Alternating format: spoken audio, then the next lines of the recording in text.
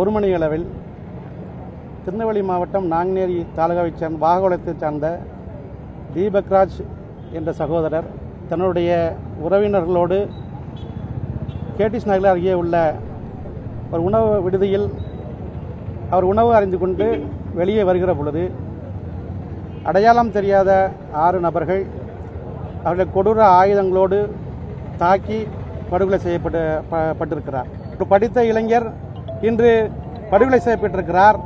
இதுபோல இன்னும் பல இளைஞர்களை அந்த சாதிவரி கும்பல் திட்டமிட்டு படுகொலை செய்ய இருக்கிற ஒரு சூழ்நிலை இருந்து இன்று திருநெல்வேலி மாவட்டத்தில் சூழ்நிலை நிகழ்ந்து கொண்டிருக்கின்றது.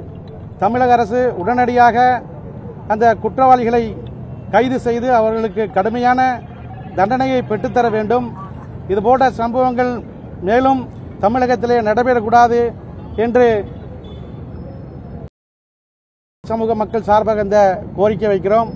தீபக்ராஜ் அவர்களுடைய கொலை வழக்கில் உண்மை குற்றவாளிகளை கைது செய்யப்படவில்லை, இதுவரை கைது செய்யப்படவில்லை. அவர்கள் அனைவரும் கைது செய்யாத வரை நாங்கள் அவருடைய உடலை பெறாமல் மிகப்பெரிய போராட்டத்தை முன்னெடுப்போம் என்று இந்த நேரத்தில் தமிழக அரசுக்கு எச்சரிக்கையோடு சொல்ல கடமைப்பட்டிருக்கிறோம். செய்திகளை உடனுக்குடனும் துல்லியமாகவும் தெரிந்து கொள்ள சப்ஸ்கிரைப் பண்ணுங்க.